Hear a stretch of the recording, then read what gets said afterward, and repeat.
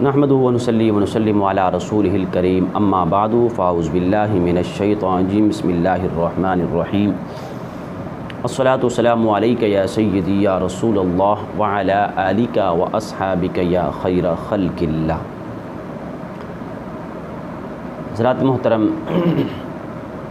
یوم عاشوراء کا دن اور یہ 10 دن تو ویسے ہی بہت زیادہ برکت والے ہیں، عزت والے ہیں، مقام والے ہیں۔ ان 10 دنوں کی قسم تو رب کائنات نے قرآن مجید کے اندر ارشاد فرمایا والفجر ولیال عشر، کہ قسم ہے مجھے فجر کی اور قسم ہے 10 راتوں کی۔ تو اس کے تحت کہ کون سے 10 دن ہیں، تو حضرت عبداللہ بن عباس رضی اللہ تعالی عنہما فرماتے ہیں 10 دنوں سے مراد، 10 راتوں سے مراد محرم الحرام کا پہلا عشرہ ہے، پہلے 10 دن ہے۔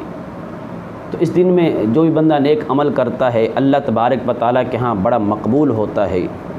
اور انہی دنوں کے اندر ایک دن ہے یوم عاشوراء کا دن، 10 محرم کا دن۔ اس کے متعلق حضرت عبداللہ بن عباس رضی اللہ تعالی عنہما فرماتے ہیں کہ میرے آقا علیہ الصلوۃ والسلام نے ارشاد فرمایا یوم عاشوراء کو روزہ رکھو اور اس میں یہود کی مخالفت کرو، اور اس سے ایک دن پہلے روزہ رکھو اور اس کے ایک دن بعد روزہ رکھو۔ شعب ایمان کے اندر یہ حدیث پاک موجود ہے کہ میرے آقا نے ارشاد فرمایا کہ 10 محرم کا دن بڑی عزت والا ہے، مقام والا ہے، اس لیے اس دن روزہ رکھا کرو۔ اور جب روزہ رکھو گے تو یہود کی مخالفت کرو۔ یہود کی مخالفت کیسے ہوگی؟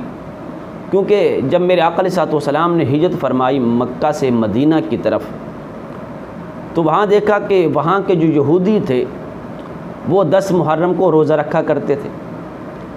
اب جب 10 محرم کو روزہ رکھتے، میرے آقا نے فرمایا تم روزہ کیوں رکھتے ہو؟ وہ کہتے ہیں ہم اس لیے روزہ رکھتے ہیں کہ اس دن اللہ تبارک و تعالیٰ نے حضرت موسیٰ علیہ السلام کو فرعون سے نجات پائی تھی، نجات دی تھی۔ اس دن حضرت موسیٰ علیہ السلام کو فتح ہوئی تھی کہ فرعون جو ہے وہ غرق ہو گیا تھا۔ حضرت موسیٰ علیہ السلام اپنے لشکر سمیت جو ہے وہ دریا سے دوسری طرف چلے گئے تھے اور فرعون جو ہے وہ غرق ہو گیا تھا۔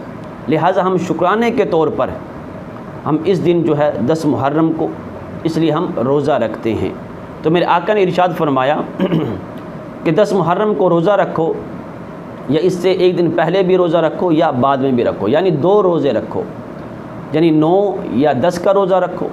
اگر 9 محرم کا آپ نے روزہ نہیں رکھا تو آپ پھر کیا کرو، 10 کا روزہ رکھو اور 11ویں کا ساتھ بھی روزہ رکھو، 11ویں کا روزہ بھی رکھو ساتھ میں۔ کیوں کہ اس لیے کہ یہودیوں کے ساتھ مشابہت نہ ہو جائے،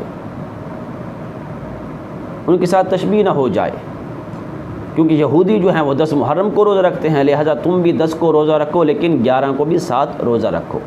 اور میرے آقا علیہ الصلوۃ والسلام نے ارشاد فرمایا، حضرت عبداللہ بن عمر بن عاص رضی اللہ تعالیٰ عنہ بیان کرتے ہیں کہ میرے آقا علیہ الصلوۃ والسلام نے ارشاد فرمایا جس شخص نے یوم عاشوراء کا روزہ رکھا اس نے گویا کہ 1 سال کے روزے رکھے۔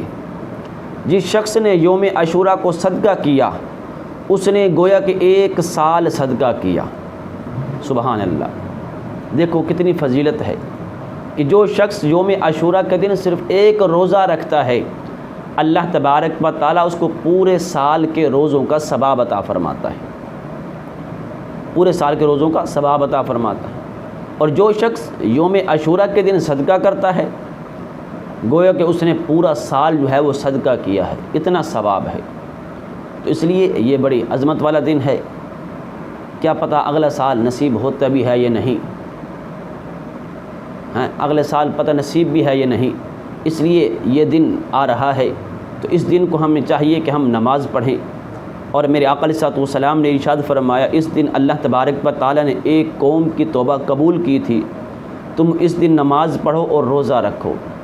کہ ایک قوم تھی، انہوں نے اس دن توبہ استغفار کی، رب کی بارگاہ میں گڑ گڑا کر روئے، اپنی ہستی کو مٹا دیا، اپنے میں کو ختم کر دیا، رب کی بارگاہ میں جھک گئے۔ اللہ تبارک و تعالیٰ نے ان کے گناہوں کو معاف فرما دیا۔ میرے آقا نے فرمایا جب ان کے گناہ معاف ہو گئے تو انشاءاللہ تعالی تمہارے بھی گناہ معاف کر دیے جائیں گے۔ اور حضرت آدم علیہ السلام کی توبہ بھی اسی دن 10 محرم کو جو ہے وہ قبول ہوئی تھی۔